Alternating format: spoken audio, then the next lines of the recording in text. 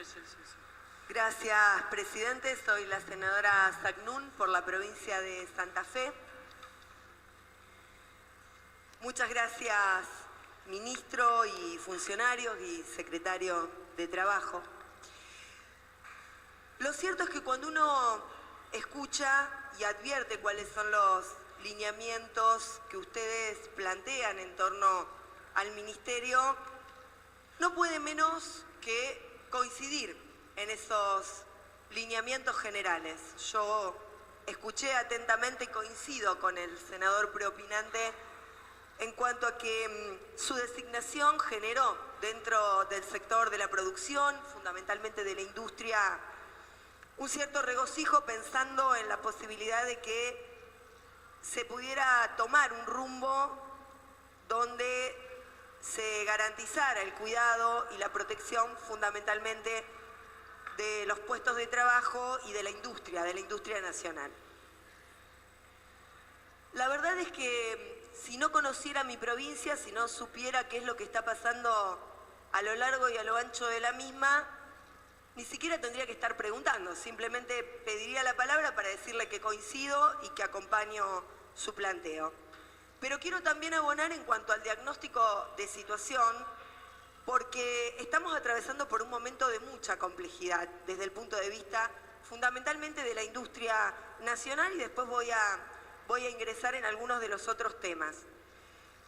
Pero lo cierto es que tenemos, de acuerdo a la estadística del Consejo de la Magistratura, 132 concursos en trámite en este momento y 829 quiebras. En mi provincia hay 244 empresas en proceso preventivo de crisis.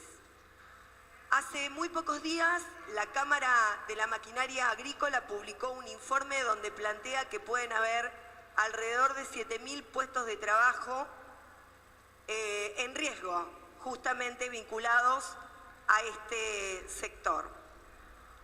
Concretamente, ministro, preguntarle cuáles son las políticas concretas desde el punto de vista del actual presupuesto, del presupuesto hacia el 2019, que usted entiende que pueden generar un proceso contracíclico en esa pérdida de puestos de trabajo que se calcula en alrededor de 89.000 desde diciembre de 2015 a la fecha.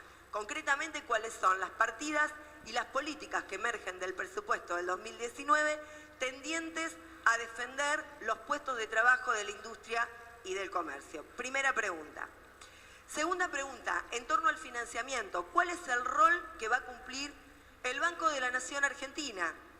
Yo veía algunas de las líneas que usted planteaba, muchas de esas que también vienen, hay que decirlo, desde nuestro gobierno y que yo veo que están profundizando y que las ha tomado, lo cual celebro, porque es una de las carteras que toma lo positivo, lo virtuoso e intenta profundizar para mejorar la situación.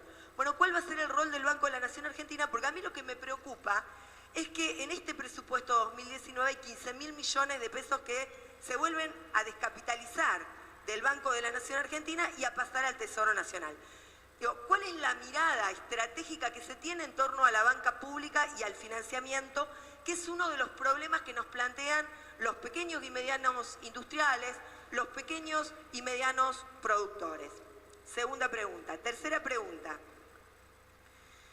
Con respecto al Mercosur y al triunfo de Bolsonaro, quiero saber cuál es la mirada que tiene el ministerio en torno a las relaciones bilaterales y a la importancia del Mercosur, porque uno advierte que desde el punto de vista geopolítico pareciera que hay una arremetida para desarmar ese bloque comercial que nosotros entendemos que es virtuoso y que habría que profundizar en esa línea. Bueno, ¿cuál es el impacto que usted entiende que podemos tener?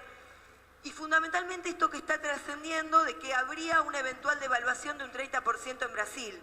Si ustedes están teniendo alguna mirada con respecto a esto y el impacto que tendría en la industria nacional.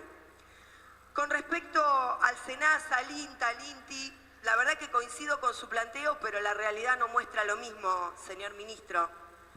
Hay un proceso de desarticulación del INTA, del SENASA, del INTI, que acompañe el proceso de desindustrialización del país y de reprimarización de la economía. No solamente por la pérdida de puestos de trabajo, sino porque la verdad camino mi provincia y han desaparecido algunas de las agencias de control, han reducido la cantidad de empleados. Hay empleados que antes realizaban una actividad territorial, que caminaban el territorio y que ahora no lo pueden hacer porque se les han otorgado tareas administrativas. Y con respecto a agricultura familiar, lo cierto es que también hay una desarticulación de la agricultura familiar. Me dicen muchos de los funcionarios afectados a la agricultura familiar en mi provincia que no están teniendo los recursos para estar acompañando en el territorio a esos pequeños productores de la agricultura familiar. Se produjeron despidos de funcionarios virtuosos, de personas que realmente trabajaban en el territorio, que tenían contacto, ida y vuelta con esos productores que se lograron incluir en una cadena de valor con el costo que eso significa para el Estado argentino, que sería una política virtuosa que ustedes debieran retomar. Y con respecto a esto concretamente, una pregunta al secretario en cuanto a las políticas, en cuanto al monotributo social agropecuario, porque compulsivamente muchos productores, miles de productores, fueron pasados al monotributo común, y la verdad que le quiero decir que muchos de ellos no están ni enterados de esa situación, porque son personas que trabajan en el campo, porque son personas que no tienen acceso a conocer cuál es la situación desde el punto de vista tributario a la que se los ha compulsivamente llevado. Bueno, un par de sugerencias. Estuve reunida con el Centro Regional en el sur de mi provincia de Desarrollo y de Industria y Comercio. Me plantean desde el punto de vista de la FIP y los embargos, señor ministro, los embargos que se producen a varias de las cuentas, en muchos casos, de una misma empresa, y que esto obstaculiza el funcionamiento y quiebra la cadena de pago que ya se ve quebrada por la situación económica. Me parece que debiéramos trabajar en conjunto para ver cómo generamos algún tipo de mecanismo para evitar que se inmovilicen las cuentas de las pequeñas y medianas industrias y de comercios, y que con esto se contribuya al quiebre de la cadena de pago. Muchas gracias. Gracias, senadora ministra. Bueno, muchas gracias, senadora. Voy a hacer un punteo de los temas. Después, en todo caso, si quiere, podemos tener la semana que viene una reunión con el equipo y poder ser un poco más explícitos. Pero en términos de política, primero, en especial en Santa Fe, usted lo conoce muy bien, mucho más que yo, porque es del territorio. Tuvimos el impacto de una sequía muy grande, ¿no?, que castigó casi el 40% de la producción y tuvo un impacto no solo sobre los productores y los distintos sectores, pero en especial castigó mucho a maquinaria agrícola, porque pasó de tener un nivel muy fuerte de crecimiento todo el año pasado. Cuando digo maquinaria agrícola pienso en el sector de bienes de capital, acoplados, camiones, etcétera, y ha tenido una caída muy fuerte. Nosotros, en ese sentido, lo que estamos viendo es, por un lado, estamos teniendo la expectativa de una mejora de la cosecha para este año por el tema del cambio climático. Ya lo estamos viendo en lo que es la campaña de trigo, y esto, el impacto lo estamos observando ya en lo que empezó en todo lo que es la cadena de químicos, agroquímicos, que ha empezado a movilizarse de una manera distinta. Para todo lo que es el sector de bienes de capital, estamos pensando, por un lado, es cómo vamos a recomponer el tema del bono, que lo había expresado antes, para darle un tema de alivio. Nosotros tenemos dentro de lo que es el FONDEP, vamos a trabajar con líneas de subsidio, líneas dirigidas al sector de bienes de capital y en especial a la maquinaria agrícola para temas de subsidios, para que eso permita recomponer de alguna manera la cadena. Estamos trabajando, hay un dato interesante que es, en general el sector de maquinaria agrícola es un sector que va directamente a un exportador, entonces podría en el corto plazo aprovechar líneas de financiamiento en dólares más que en pesos, que le generan que le van a generar una mejora desde el punto de vista de la efectividad. Usted sabe que lo que ha sido la crisis del 2001 con el desacople ha dejado a muchos productores temerosos de esa situación, pero nosotros estamos de alguna manera tratando de acompañar en eso y viendo entre los instrumentos, los instrumentos que tenemos de mejora de estructura de costos, de competitividad y temas de financiamiento, tratar de acompañarlo. Así que después podemos hacer una una explicación mayor. Con respecto al financiamiento del Banco Nación, no está dentro de nuestra área, nos gustaría, pero no está dentro de nuestra área, pero estamos viendo que está de alguna manera digamos, atravesando una coyuntura como es la coyuntura financiera general, pero mejorando y teniendo programas de performance. ¿Cómo nosotros interactuamos con el Banco Nación? A través del subsidio de tasa. Nosotros podemos y estamos discutiendo ahora con toda la banca privada más la banca pública, financiamiento para exportadores, que seguramente en los próximos días el presidente lo va a poder anunciar, va a ser importante ese trabajo. Y estamos acompañando al Banco Nación, tratando de también focalizar sobre algunas cadenas, en especial trabajamos junto con el Vice y el Banco Nación para el sector de acoplados y el sector de carroceros, que es muy importante para la provincia de Santa Fe. Usted sabe que empresas que habían bajado mucho, hemos generado líneas directas y algunas han sido muy rápidamente, de alguna manera, utilizadas y las hemos ampliado, así que también, de alguna manera, vamos a saber con eso. Con respecto al Mercosur, yo diría lo siguiente, senadora, todo lo que escuchamos hasta ahora son declaraciones de funcionarios que todavía no están nombrados, solo están designados y lo han hecho en el momento de la euforia de la campaña, ¿no? Digo, y muchas veces usted sabe que cuando uno gana una elección y todavía no está designado, opina más como consultor o como candidato que como funcionario. Entonces yo diría, hay que esperar que las nuevas autoridades, porque inclusive las declaraciones, en especial del que podría ser el ministro, han cambiado. Digo, hay que esperar que asuman, hay que esperar que definan su estrategia de salida, que empiecen a dar declaraciones y a ver cómo avanzamos. Claramente, si uno saca algún resumen de lo que están volcando, es más o menos lo que venimos planteando nosotros del gobierno. El Mercosur necesita una modernización, necesita tener una impronta distinta. Usted piense, senadora, que el Mercosur nació a la luz de cuando el GATT se transformó en la OMC, donde el comercio electrónico era algo incipiente. Hoy el mundo ha cambiado, digo, hay nuevas disciplinas, nuevas normas que hacen que la OMC tenga que de alguna manera, y se está discutiendo a nivel mundial, que haya una mejora en sus instituciones. Estamos en el medio de un debate a nivel mundial entre multilateralismo y volver a relaciones o a situaciones de negociaciones bilaterales. La guerra entre China y Estados Unidos comercial de alguna manera está forzando los mecanismos. Entonces, en ese contexto uno no puede pensar que el Mercosur, como todo organismo viviente, se quede estático. Entonces, claramente, nuestra impronta del gobierno ha sido desde el primer momento, queremos un Mercosur que mire mucho más al mundo, que aumente sus niveles de integración, que modernice sus estructuras para darle más adaptabilidad a los cambios que hay a nivel internacional. Entonces, esto va a ser una gran oportunidad. Nosotros vamos a tener como país a partir de enero la presidencia del Mercosur. Creo que va a ser un buen momento para que los ministros, los cancilleres podamos ver. Para nosotros el Mercosur es importante, Brasil es importante.